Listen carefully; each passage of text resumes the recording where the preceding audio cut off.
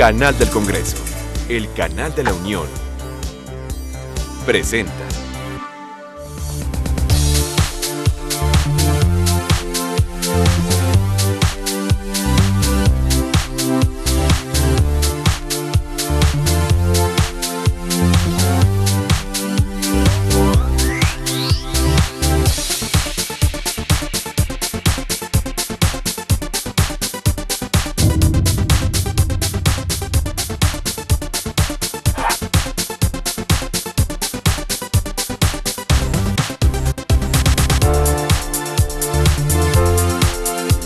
Gracias por continuar en la señal del canal del Congreso. Vamos a continuar presentando las diversas entrevistas de los candidatos y candidatas a ocupar un cargo como consejero electoral del Instituto Federal Electoral. Corresponde el turno al licenciado Arturo Barraza, quien en estos momentos está haciendo uso de la palabra. Quédese con nosotros. Infinidad de funciones académicas. He desarrollado los cargos de consejero distrital y de consejero local del Instituto Federal Electoral y de magistrado electoral del Poder Judicial de la Federación, 1996-2004. Para mí, la época de oro de las reformas constitucionales de esa fecha. No obstante, de todos es conocido que con el paso del tiempo las sociedades no pueden permanecer estáticas, sino todo lo contrario, cambian, evolucionan. Situación en la que está presente siempre la actualización de todo sistema jurídico, en este caso del sistema político electoral, buscando siempre a través del tiempo la adecuación entre la realidad y la norma. Esta es una parte esencial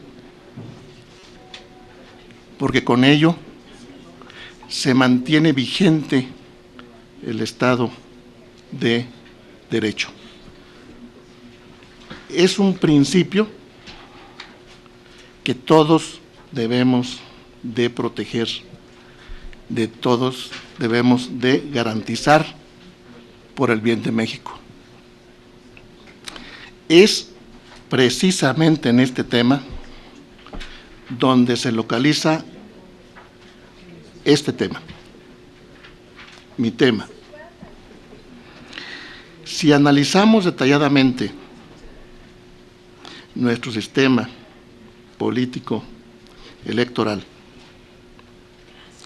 seguramente tendremos como conclusión que es un marco normativo a partir de 1996, en el que se modificaron jurídicamente 18 artículos constitucionales.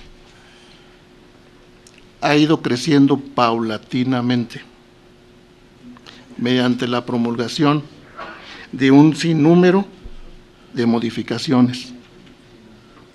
Algunas se presentan como reformas y adiciones a la Constitución, otras tantas por medio de la expedición de ordenamientos jurídicos de diversa jerarquía, situación que ha derivado en una problemática de proliferación normativa que en un futuro muy próximo puede traer consigo limitaciones a la autoridad administrativa electoral para cumplir cabalmente con los principios rectores de su función.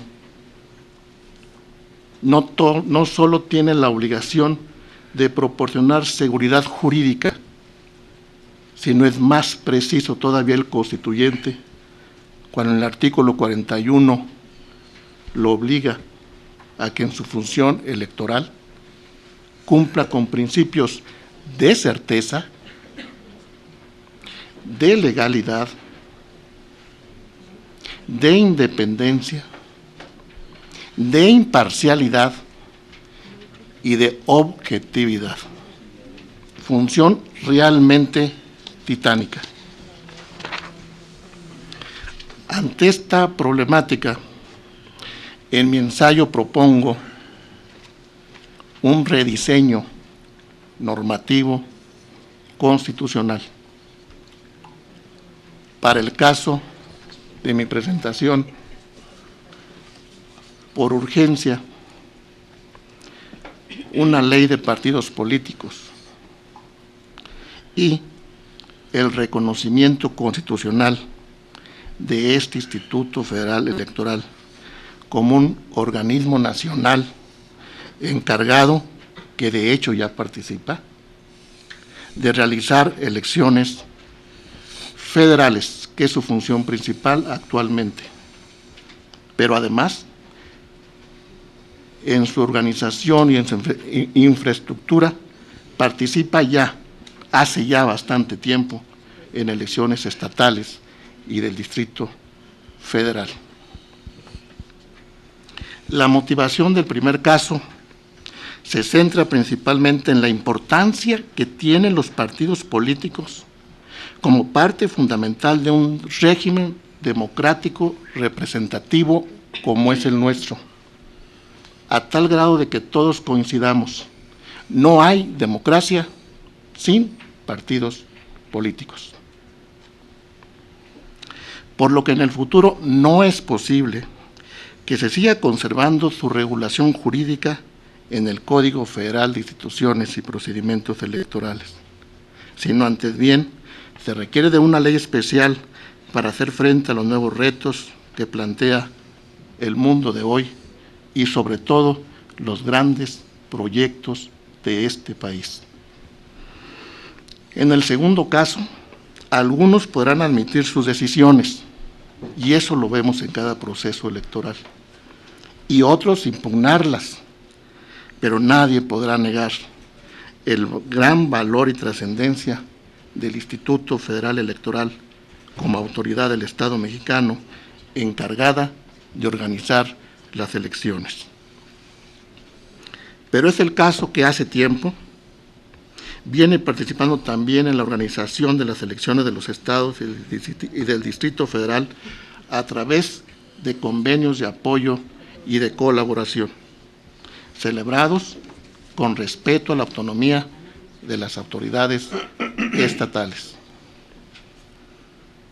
Lo que justifica plenamente esta propuesta y que se modifique la Constitución y demás leyes que la reglamentan para que este órgano extienda su competencia a la jurisdicción nacional, proporcionando los grandes beneficios de la infraestructura de este instituto, infraestructura y experiencia en la materia electoral.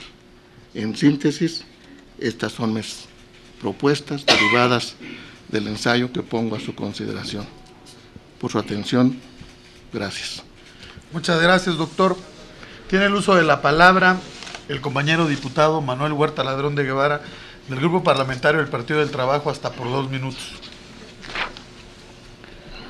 Bueno, como hemos venido señalando a partir de la lectura de sus ensayos, usted señala la necesidad de una ley de partidos políticos nacionales y propone un breve análisis que justifica desde su punto de vista la existencia jurídica de un Estado de Derecho en nuestro país a partir de disposiciones constitucionales y tratados internacionales suscritos por el Estado mexicano.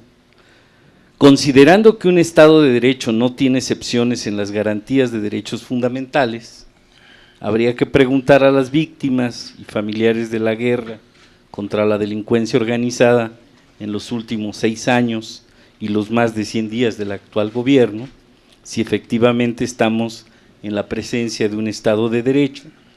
Son situaciones de hecho que cuestionan el análisis doctrinal del Estado de Derecho formal, ajeno a la realidad en que se practica o se exige su realización. Si bien no se comparte la justificación luego entonces del Estado de Derecho que presenta en su ensayo, resulta interesante su análisis para efecto de tareas legislativas del Congreso en materia electoral. Usted cuestiona la capacidad de los consejeros electorales al realizar funciones jurisdiccionales en los procedimientos administrativos que le corresponde conocer. Además, considera que una ley de partidos se modificarán las tareas del Instituto Federal Electoral, haciéndolas más sencillas y eficientes. Partiendo del contenido del ensayo, se le plantea las siguientes preguntas para efecto de tener una idea más acabada de su propuesta. ¿Cuáles serían los contenidos sustanciales de esta nueva ley de partidos? ¿Sería una ley de aplicación general en las entidades federativas? ¿Permitiría la existencia de partidos locales? ¿Se garantizaría el registro de candidaturas independientes o ciudadanas? ¿Se mantienen las reglas de financiamiento público? ¿En qué forma una ley de partidos hace más eficientes las tareas que actualmente tiene el Instituto Federal Electoral? Es todo. Gracias, diputado. Tiene el uso de la palabra doctor Barraza hasta por 5 minutos. Con su venia, señor. El último cargo que tuve fue consejero distrital y fue en el proceso electoral 2011-2012. Cuando hablo de los consejeros, en este caso distritales, alrededor del país somos 2.320 consejeros, entre consejeros de los 32 consejos locales y entre los consejeros de los 300 consejos distritales. Esa parte fue la que me preocupó desde el año pasado, cuando los consejeros distritales, en los cuales para ser designados no requerimos formación académica alguna, somos los que decidimos en esos consejos distritales el procedimiento especial sancionador. Una función meramente jurisdiccional. Sin embargo, fue derivado de las reformas del 2008, 2007, 2008. ¿Se imaginan ustedes un consejo de representantes de partidos políticos, de consejeros electorales donde su formación para hacerlo no era de abogados? Esa parte fue la que me preocupó, donde se le da participación a un instituto de carácter meramente administrativo, que ya tiene un recurso administrativo en la Ley General del Sistema de Medios de Impugnación. Ahora, desde el punto de vista constitucional, ahora le damos la función jurisdiccional en este procedimiento especial sancionador. Y el COFIPE creció con un nuevo libro, que es el 7º. En lo personal yo no tenía ningún problema, yo soy abogado, he sido magistrado, pero yo veía el sufrimiento de mis compañeros. Para resolver se requiere conocimientos.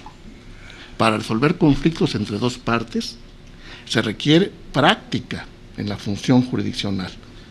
Hay etapas, hay notificaciones, hay acuerdos, hay pruebas, hay garantía de audiencia, hay garantía del debido proceso, y estamos hablando de horas, ni siquiera de días. ¿Por qué? Porque en proceso electoral todos los días y todas las horas son hábiles. En lo personal yo no tenía ningún problema, yo lo veía con mis compañeros. Y el problema más grave, ahí se nota las simpatías por partidos o todo lo contrario, sin ningún razonamiento jurídico el por qué se vota de tal o cual forma. Eso fue lo que ya me preocupó de esa pluralidad de normas que hemos alcanzado hasta la fecha. Hablando de los partidos políticos, dentro de la propuesta yo hablo de una ley general de partidos políticos. No perdamos de vista que el artículo 39 constitucional nos habla de nuestra forma de gobierno. República representativa, democrática y federal, compuesta de estados libres y soberanos en todo aquello que no contradiga la Constitución Federal. De tal manera, pues, que en esta ley no solo se refiere a una ley general de partidos políticos, sino también el acceso, por supuesto, con base a esa autonomía constitucional de los estados, a registro de partidos locales. Creo que con eso está, por una parte, la respuesta. Por la otra, una ley, yo hablo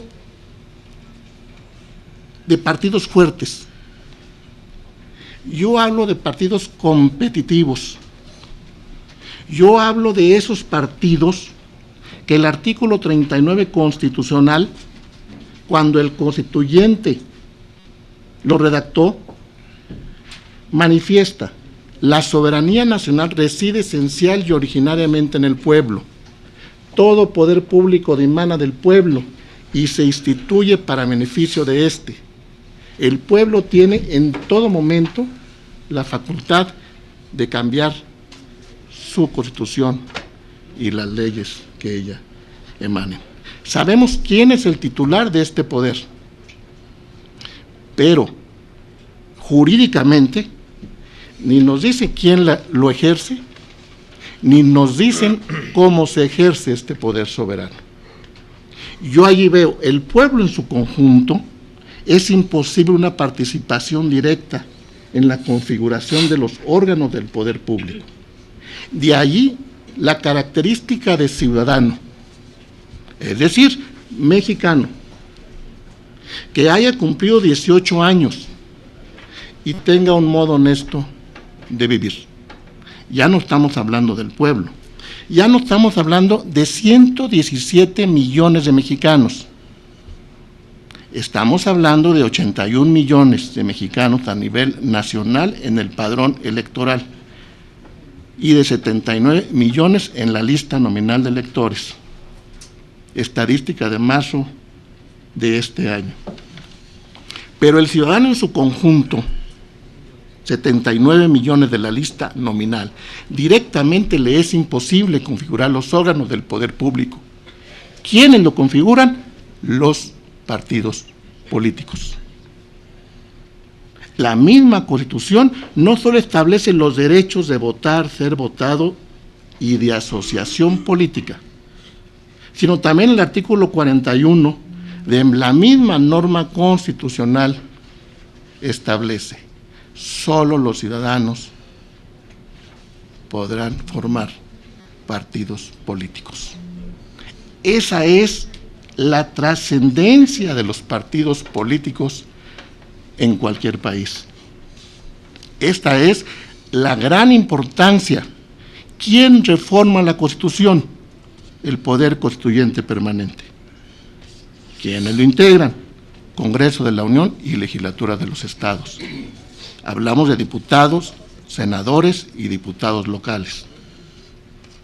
¿De quiénes dependen? De partidos políticos. Y aún más, para terminar, en un proyecto que tengo aquí, yo hablo de democracia interna y hablo de nuevas normas de fiscalización, de financiación o financiamiento, privilegiando el público, y hablo de asuntos de equidad, y hablo de electores independientes, y en este caso de candidatos independientes, que habría que reglamentar en otra ley de carácter secundario. Pero además de un derecho interno de cada partido. Perdón. Gracias, doctor. Tiene el uso de la palabra nuestro compañero diputado Alfonso Durazo Montaño, del Grupo Parlamentario Movimiento Ciudadano, hasta por 2 minutos. Bienvenido, doctor Gracias. Barraza. revisando sus datos curriculares, creo que queda clara la calificación profesional para aspirar a una responsabilidad de esta naturaleza. Así es que los cuestionamientos que yo voy a hacer no van en el sentido de su formación. Primeramente, ¿de qué manera su propuesta de modificación de la ley de partidos modificaría a su vez las responsabilidades del Consejo General del IFE? Por otra parte, es imprescindible que los ciudadanos respetemos a las instituciones para asegurar un correcto Estado de Derecho, pero francamente a veces las instituciones no son respetables y no merecen nuestro respeto fundamentalmente por el desempeño de sus funcionarios. Hago este señalamiento para preguntarle qué opinión le merece hoy la integración partidaria que caracteriza al IFE. Luego, al hacer una breve investigación periodística en su paso por el Distrito 13, registran los medios algún conflicto interno. Me gustaría que nos platicara un poquito de él. Tal vez no tenga relevancia, y quiero hacerlo con mucho respeto. Sin embargo, un conflicto interno en el IFE ha abierto la tentación específicamente del PRI, también creo que del PRD, o cuando menos una parte del PRD, de, basándose en esos conflictos internos, promover el relevo de los consejeros del IFAI, del IFAI. Entonces, a mí sí me preocuparía que un desempeño no institucional llevara a uno o a todos los partidos a meter mano en el Consejo del IFE suficientemente deteriorado ya como para terminar castigado por un manoseo adicional como el que se pretende en el IFAI. Adelanto, yo no estoy de acuerdo en que conculquemos la autonomía del IFAI en virtud de un conflicto personal interno, y es en virtud de ello que traigo a colación el tema. Si es cierto cuál fue el origen de dichas disputas y etcétera, etcétera, usted nos platicará lo que considere sirva para normar de mejor manera nuestro criterio respecto a la idoneidad de su perfil para ocupar la posición de consejero. Sí, gracias. cómo no, señor, con mucho Gracias, diputado. Tiene el uso de la palabra doctor Barraza hasta por 5 minutos. Son dos preguntas trascendentes las que me acaban de hacer. Cuando hablamos de una ley de partidos políticos y hablo de un rediseño normativo, si observamos el marco normativo del Instituto Federal Electoral en su página de internet, que lo traigo aquí, son 70 normas en las que se fundamenta su quehacer institucional. 70. Además, obviamente, de la normativa constitucional. Esta parte, proceso tras proceso, traerá consigo problemas, por supuesto, para cumplir con los principios rectores de esa función electoral, que es de carácter administrativo. Cuando yo estudio los partidos políticos y veo que existen dos autonomías diferentes, la autonomía administrativa por el lado del Instituto Federal Electoral y la autonomía política por los partidos políticos en un solo código, es de preocuparse. ¿Por qué? La naturaleza jurídica es diversa, es diferente. La misma Constitución nos habla de partidos políticos, naturaleza jurídica de interés público, con 3 finalidades. Mientras que el instituto, todos lo sabemos, tiene autonomía administrativa. ¿Para qué? precisamente para asegurar estos principios rectores en esa función administrativa. ¿De qué? De las etapas propias de una elección federal actualmente. Preparación de la elección, jornada electoral, ¿sí? Evaluación, constancias, cada 3 años, con excepción de la calificación del presidente de la República Mexicana, que en 1996 considero que fue uno de los grandes aciertos del constituyente de aquel entonces, porque esto es facultad exclusiva de la Sala Superior del Tribunal Electoral del Poder Judicial Federal. Ese, para empezar, es algo que me manifiesta a mí por mi formación jurídica, de que en un código con estas condiciones, leo, estudio los antecedentes y veo que los partidos políticos con esta naturaleza jurídica se incorporan en la Constitución en 1977. Y sin embargo, hemos caminado a través de un solo código, de una sola ley, con diferentes nombres, hasta la que tenemos hoy. Eso fue lo que me preocupó. La otra parte, que cuando me ha tocado la gran oportunidad de que me inviten o de que convoquen, como es el caso, la verdad me da mucho gusto, porque quiero hacer durante mi vida profesional lo que me corresponde como ciudadano. No es, créanme, egocentrismo. Tengo 2 especialidades, 2 maestrías y un doctorado que el Estado me ha apoyado. Siempre he sido becado. Soy de institución pública. Y sin embargo, a veces quienes me invitan a participar son instituciones privadas. Tenemos claro que en esa división de poderes que manifiesto en el Estado de Derecho, hay un poder que hace la ley, un poder que materialmente la ejecuta. Dicen algunos, tienen voluntad autónoma, que son los grandes poderes de representación popular, el poder legislativo y el poder ejecutivo. En el caso de todas las autoridades, para crear competencias, para crear equilibrios, para crear proporcionalidad en las funciones, la autoridad solo puede hacer lo que la ley le permite hacer. Eso siempre hay que tenerlo en consideración.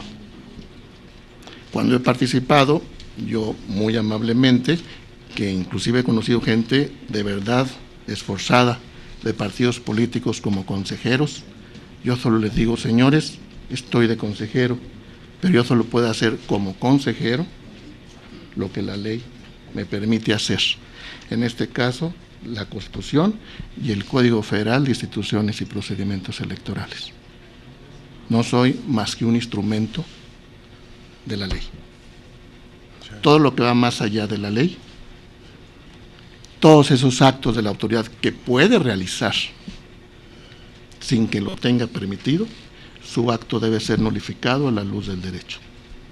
Todo acto de autoridad que sin estárselo permitido va y lo realiza, ese acto debe ser nulificado a la luz del derecho. Solamente con este equilibrio de poderes podemos salir adelante y podemos sacar, créanme, los grandes proyectos de un país con muchas riquezas. Podemos sacar adelante. Efectivamente, en el asunto, en el asunto de consejeros distritales, la primera intervención en la que yo participo, hubo una reunión un sábado en el mes de diciembre, por motivos de salud, tuve un accidente, etcétera. No pude participar en la primera, que no era una sesión ordinaria, por supuesto, y asisto a la primera sesión ordinaria. Es un distrito difícil, pero muy interesante. Como magistrado en aquel entonces, cuando había poca normatividad y teníamos que hacer jurisprudencia, era muy difícil, pero salimos adelante. Pero a veces con situaciones de personalidad, a mí se me complica mucho. Lo primero que tuve fue la visita de 2 personas, se presentaron como consejeros distritales y me pidieron que ese día que no asistí, cuando llegase la dieta, así lo manifestaron, yo tenía que hacer la división y decir, señores, porque no asistí a este evento que era académico, aquí está el por qué no asistí. Yo les dije, señores, pues aquí está el código y yo soy objeto de responsabilidad a partir del 2008, lo cual me da mucho gusto. Y bueno, pues tienen sus derechos a salvo. Desde allí empecé a ver cuál era el futuro que me deparaba durante el proceso electoral. Pero sin embargo, al final, creo que es un proceso muy interesante.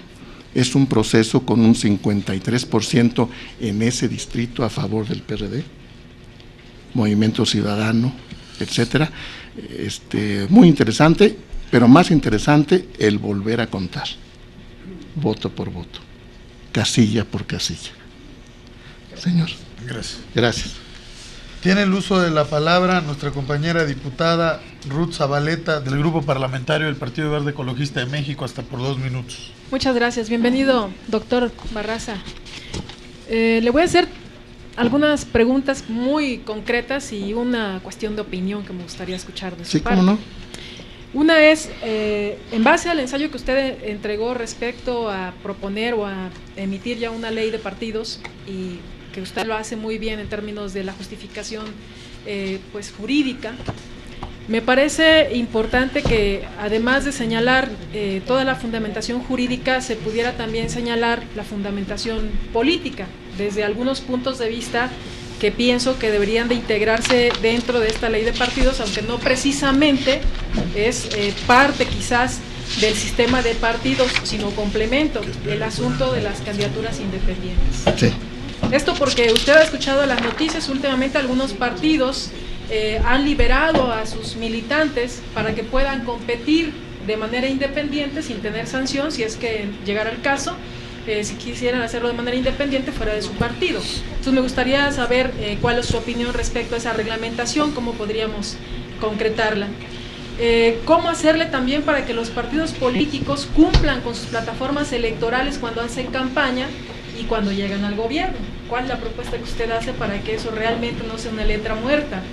La otra es, ¿usted considera, por todo lo que se ha platicado aquí con otros aspirantes, que el IFE debe de coordinar, el IFE nacional debe de coordinar las elecciones a nivel federal y desaparecer los consejos electorales estatales? ¿Qué es lo que usted piensa al respecto? Y por último, una opción, cláusula de gobernabilidad, como lo hacen en el Distrito Federal, que afortunadamente ya se va a acabar con la nueva ley que acabamos de reformar, constitución de mayorías parlamentarias o coalición de gobierno. Gracias. Muchas gracias, diputada. Tiene la palabra doctor Barraza hasta por 5 minutos. ¿Me repite la primera, por favor?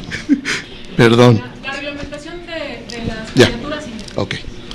Miren, para aplicar una ley se habla de 2 principios. El principio de constitucionalidad, que ya se encuentra a partir de febrero, y el principio de legalidad. No es posible aplicar el principio de constitucionalidad sin haber desarrollado el principio de legalidad. ¿En qué consiste el principio de legalidad? Cuando hablamos de la reglamentación de un artículo constitucional, lo primero que decimos es, tiene por objeto detallar, pormenorizar, para su mejor aplicación, un artículo o un precepto constitucional. Hasta hoy, debo entender que únicamente se encuentra satisfecho el principio de constitucionalidad al estar en la fracción segunda del artículo 35 de la norma suprema. Falta, pues, la reglamentación de ese principio constitucional. Y ahí la gran importancia de la ley de partidos políticos. Es más difícil modificar, ya sea reformas o adiciones, un precepto constitucional que modificar una ley secundaria. Son dos cuerpos legislativos los que participan. El primero, que conocemos como el constituyente permanente, y el segundo, el primero, artículo 135, que está integrado por el Congreso de la Unión y las legislaturas de los estados. Mientras que una ley reglamentaria es obra exclusiva en materia federal del Congreso de la Unión. En este caso, pues, habría que estudiar cuál va a ser la reglamentación de esta adición al artículo 35 en su fracción segunda. No solo, pues, es de votar, su derecho de votar, que me pareció sumamente interesante, que hayamos quitado la prerrogativa. ¿Es prerrogativa del ciudadano? No, es derecho del ciudadano, que eso me pareció excelente. Es derecho del ciudadano votar en las elecciones. Ser votado para todos los cargos de elección popular. Y en este caso que nos ocupa, hay una parte interesante, jurídicamente, que pudiese traer consecuencias en su legislación. Hay una parte donde la primera dice que los partidos políticos son los únicos que pueden registrar candidatos ante la autoridad administrativa. Y luego después habla de candidaturas independientes. Esa parte es importante.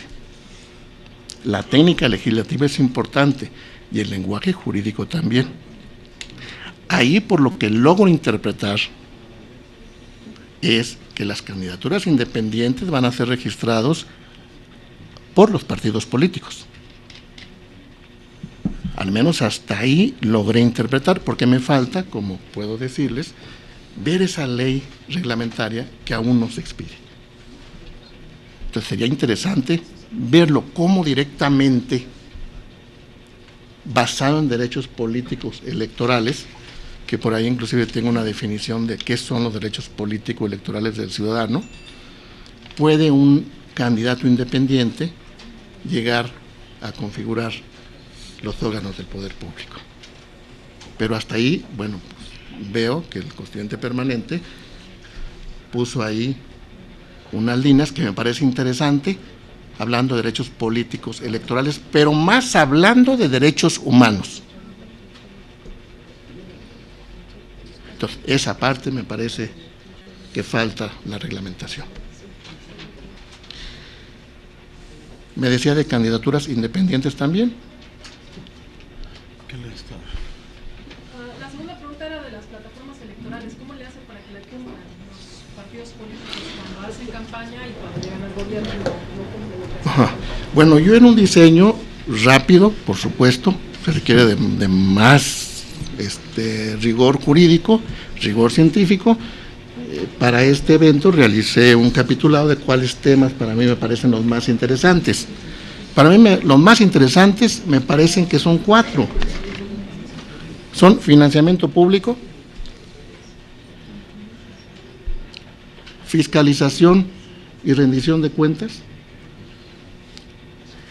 derecho interno, donde están candidaturas independientes, situaciones de género, mexicanos en el extranjero, etcétera. Pero hay una parte al final que decimos, una ley, cualquiera que ésta sea, incluyendo una ley para suspender garantías individuales, se requiere que sea general, abstracta e impersonal. Pero también decimos, un acto de autoridad tiene 3 elementos consubstanciales: la aplicación, que es el acto de autoridad, unilateral, imperativo y coercitivo. Al final del capitulado, por supuesto, yo pongo un artículo, un capítulo que hablo de sanciones.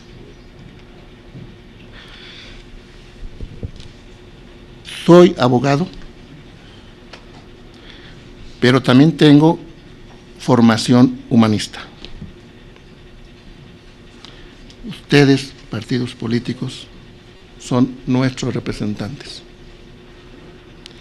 Y en lo personal yo creo que debe haber una ley de partidos políticos para su propio fortalecimiento, para su propia competencia, para su propia equidad, no solo desde el punto de vista interno, sino también entre partidos y con organismos internacionales. Pero no es para hacer una norma más.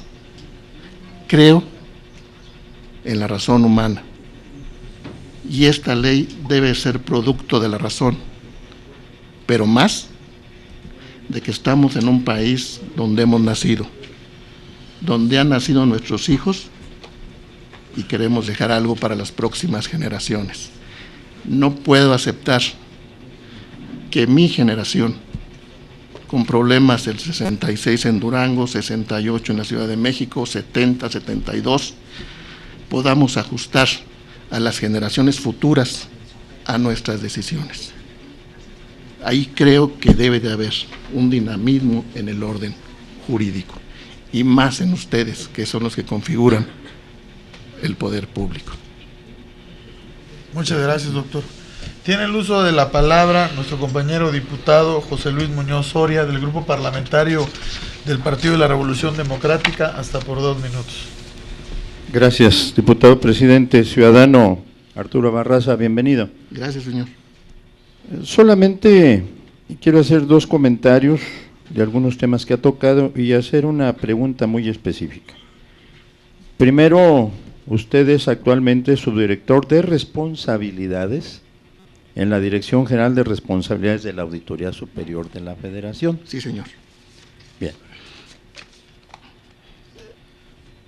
Evidentemente que hay una falta de credibilidad en los partidos políticos, no podemos negarlo, no debemos negarlo, pero también hay una falta de credibilidad en las instancias que nos hemos dado para la calificación de los procesos electorales. Yo creo que tampoco podemos ocultarlo. Y hay una tendencia a decir entonces que lo que hay que regular es a los partidos políticos y los órganos que nos hemos dado para calificar los procesos electorales como que quieren mantenerse al margen, ¿sí? Como que no tienen ninguna necesidad de modificar conductas y de modificar procedimientos. Es una tendencia incluso mundial en la cuestión de crear órganos autónomos que ante nadie deban de rendir cuentas. A mí me parece que no debería de ser así, pero bueno, así está. En el sentido de que usted es subdirector de responsabilidades en la Dirección General de Responsabilidades de la Auditoría Superior, si usted llegase a ser consejero del IFE, ¿qué va a hacer respecto a las recomendaciones que hace la Auditoría Superior de la Federación? Nada más le voy a dar el número. Son las 1, 2, 3 y 4 con la clave 11-0-22100, 06-0036-01, 1, 2, 3, 4. ¿Qué va a hacer con ellas? Y en su caso de que no fuese, todavía como subdirector, ¿qué va a hacer con ellas? Eso sería todo. Muchas gracias. Muchas gracias, diputado. Tiene el uso de la palabra, doctor Barraza, hasta por 5 minutos. Sí, señor, con mucho gusto. Señor, le agradezco su pregunta. La Auditoría Superior de la Federación es un órgano que no es nuevo. Inclusive ya habíamos por ahí haciendo una investigación de que estamos hablando de un tribunal de cuentas en España. Entonces, si abordamos la primer Constitución mexicana, 1824, mexicana, y si nos remitimos a la Constitución anterior, que era española y que sin embargo no regulaba, hablo de una época absolutista, pues hablaría de la Constitución de Cádiz de 1812. Esta auditoría yo la conocí en dos momentos. La conocí en 1989, exactamente en el mes de noviembre, principios de noviembre del 89, y ahora que por fortuna me invitaron a participar ahí, pues me siento muy satisfecho, porque lo que yo conocí en el 89 no era ni la tercera parte de lo que soy. La auditoría se centra en dos grandes columnas. En una columna de carácter de auditorías y en una columna de carácter jurídico, de la cual, por fortuna, yo participo ahí. Pero hay una parte trascendente. En relación con este expediente, no puedo pronunciarme porque no conozco el expediente. Sería injusto que me pronunciara sin conocer el conflicto. Lo que sí puedo decir que desde el punto de vista jurídico de mi función hay dos niveles. Un nivel de una resolución propia de la auditoría, derivada de la Dirección General de Responsabilidades, que se funda en un trabajo de auditoría sumamente minucioso. Una vez que se resuelve ese conflicto, que para mi gusto es un conflicto de carácter administrativo, de índole vertical, no está el triángulo procesal que conocemos, está la auditoría y el funcionario que nosotros consideramos supuesto responsable, hasta en tanto no se decida su situación jurídica mediante una resolución. Pero además hay una norma jurídica que establece un recurso de reconsideración ante el superior jerárquico en la propia auditoría superior de la Federación. Pero además, si aún el supuesto responsable no está satisfecho con la resolución de la segunda instancia, pues hay un recurso de nulidad ante el Tribunal Federal Fiscal y Administrativo. En esa parte todo está debidamente regularizado. Pero hay una parte trascendente que siempre en mi quehacer institucional en la actualidad tomo en cuenta. Yo tengo o puedo tener responsabilidad administrativa y responsabilidad penal en mi quehacer institucional. De ahí pues que yo considero que en esta parte de derechos a salvo, en esta parte de derechos procesales fundamentales, y hablo de dos, fundamentalmente artículo 14 y 16 constitucional, pues yo lo creo que están a salvo. Sin embargo, hoy mi ostento, es cierto, como subdirector de responsabilidades. Cumplo con mi trabajo para el cual me fueron contratados, para el cual fui contratado. Si en un futuro el destino me depara nuevos encargos, haré precisamente lo mismo, derivado de la situación jurídica que en ese supuesto futuro me pueda yo encontrar. Solo puedo hacer lo que la ley me permite hacer. Por fortuna, y digo por fortuna, en esta contratación, tengo apenas 1 año y medio que me dieron la oportunidad, es mi experiencia jurisdiccional, pero también quiero aportar.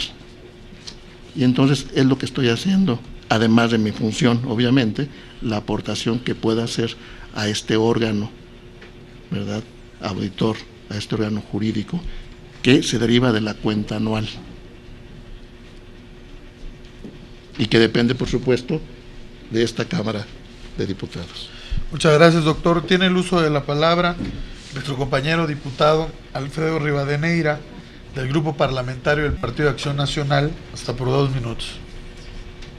Gracias, doctor. Siguiendo en el análisis de lo expuesto en su ensayo, en el eventual caso de que discutamos la ley de partidos políticos, seguramente enfrentaremos un dilema que a mi juicio no está del todo resuelto y que tiene que ver con la facultad del Estado de garantizar, justo en función de que se trata de entidades de interés público, el que se conduzcan en términos de ley y que justamente se constituyan en vehículos que permitan a los ciudadanos el arribo al poder.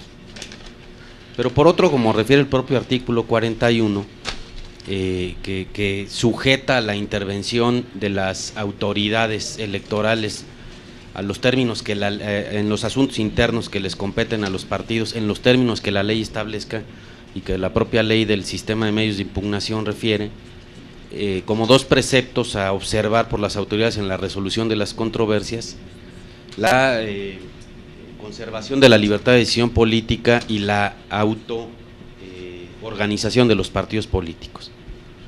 ¿Usted advierte este mismo dilema y eventualmente cómo debe superarse? Es decir, cómo la autoridad deba, insisto, garantizar el que las entidades de interés público, los partidos, se sujeten y cumplan con su función constitucional sin que el Estado se constituya en un espacio que vaya no solamente coartando, sino pues modificando la propia faz, el espíritu y la naturaleza de los propios partidos, porque eventualmente pueden darse excesos que no solamente vayan en detrimento de la libertad eventual de los partidos, sino de los ciudadanos. Me refiero, por ejemplo, a los supuestos en que la autoridad electoral resuelve impugnaciones derivadas de procesos internos y que modifica las decisiones de los mismos a escasas semanas o días de que se presenten las elecciones constitucionales, vulnerando con ello el derecho, ya no de los partidos, sino de los ciudadanos a ejercer un voto razonado y a conocer debidamente las propuestas de los partidos políticos y los candidatos. Muchas gracias, diputado. Tiene el uso de la palabra doctor Barraza, hasta por 5 minutos. Sí, cómo no. Cuando yo era magistrado, hace ya mucho tiempo, me llamó mucho la atención en alguna ocasión un procedimiento, un juicio para la protección de los derechos político-electorales, que primero fue una resolución administrativa del Instituto Federal Electoral y después el ciudadano no quedó satisfecho y acudió al Tribunal Electoral del Poder Judicial Federal. Y en el fondo era la democracia interna de los partidos políticos. Eso me llamó la atención, me dolió, le soy sincero, y sin embargo ahora es un precepto constitucional.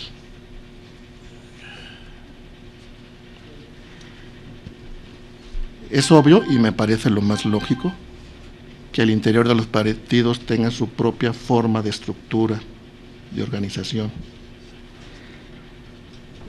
Pero también es obvio que en los propios partidos políticos, en su organización interna, no pueden ser ajenos a los derechos fundamentales que establece la Constitución: audiencia y debido proceso legal. Ni tampoco, ahora, no podemos ser ajenos a la normatividad y a los organismos de carácter internacional, siempre y cuando sean previamente reconocidos mediante tratados internacionales por la participación del presidente de la República en el exterior y con la participación en el interior de la Cámara de Senadores como facultad exclusiva de esta Cámara. Por lo tanto, cuando hablamos del artículo 136 de la Constitución, hablamos de la normatividad más importante de un país, que es su Carta Magna. No solo podemos hablar, pues, de derechos fundamentales, no solo podemos hablar de garantías individuales. En un trabajo por ahí que se circula, a partir del 96 yo hago una clasificación de estos derechos que, en síntesis, todos son derechos fundamentales, pero tienen características diferentes.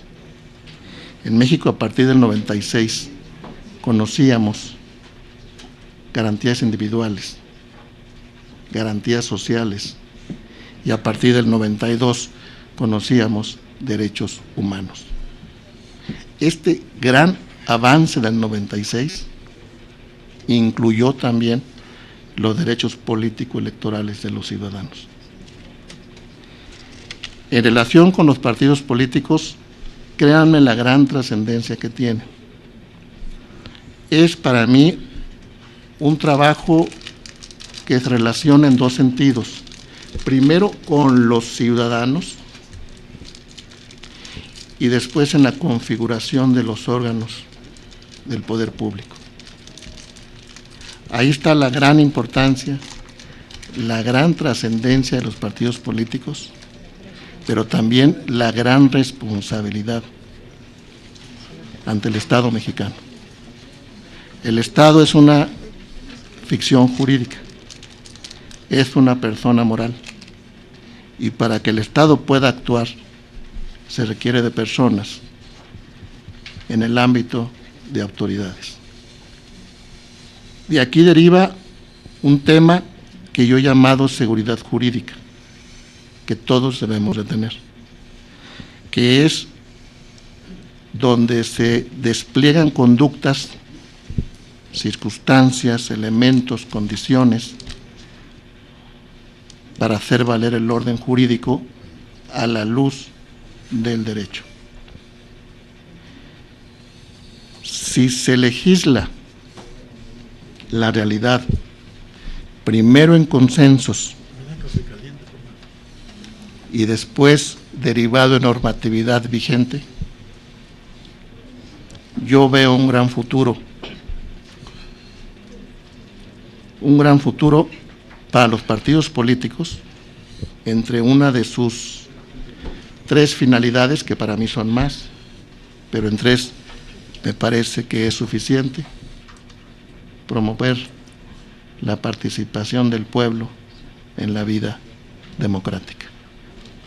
Ahí me parece que todo lo que se diga y todo lo que se haga deberá estar en norma, con el mayor detalle posible, para evitar que la autoridad administrativa o bien la autoridad jurisdiccional federal lo realice a través de su competencia, que es garantizar, si hablamos del tribunal, de los principios de constitucionalidad y del principio de legalidad de actos y resoluciones electorales. Muchas gracias, doctor. Tiene la palabra nuestro compañero diputado Víctor Hugo Velasco, del Grupo Parlamentario del Partido Revolucionario Institucional, hasta por 2 minutos. Doctor, buenas tardes. ¿Cómo le va? Buenas tardes, señor. Pero como sabemos, hubo una reciente reforma política donde se aprobaron las candidaturas independientes. Yo quisiera un comentario de usted, quería ver qué implicaciones considera que trae esta medida sobre los partidos políticos en cuanto a su rendimiento y a su esfuerzo por darle cuentas a sus ciudadanos. Y en segunda, ¿qué medida ayudaría a impulsar para que los candidatos independientes realmente traigan una agenda ciudadana y no traigan el interés de grupos empresariales o grupos de interés? Eso sería todo. Muchas gracias, diputado. Tiene la palabra doctor Barraza, hasta por 5 minutos. No hay acto jurídico que no tenga un interés. Sería de ver si es un interés propositivo, como el que yo traigo con ustedes, o es un interés que vaya más allá o en contra de la función principal del Estado, que es procuración del bien común. No deja de ser interesante en un estado filosófico de derechos políticos electorales las candidaturas independientes. Pero yo me pregunto, ¿que esta no es una función de los partidos políticos? ¿Qué es necesario que lo hagamos de manera independiente cuando si existe una ley donde habla de filiación política, donde existe un principio que no solo se realice cada 3 años, proceso electoral, para elegir diputados federales, o cada 6 años para elegir diputados federales, senadores y presidente de los Estados Unidos mexicanos? ¿Qué es necesario que se abra esta hendidura, para mi gusto, de hablar de candidatos independientes, cuando en la propia ley podríamos tener un apartado de que no solo hablamos de promoción democrática en la vida del pueblo, como dice la primera finalidad, sino que nuestro trabajo es cotidiano? Nuestro trabajo como representantes o como partidos políticos no es nada más para elegir, o no es nada más una maquinaria electoral. Partido político, créanme, si pudiéramos ver cómo se mueve la soberanía del pueblo,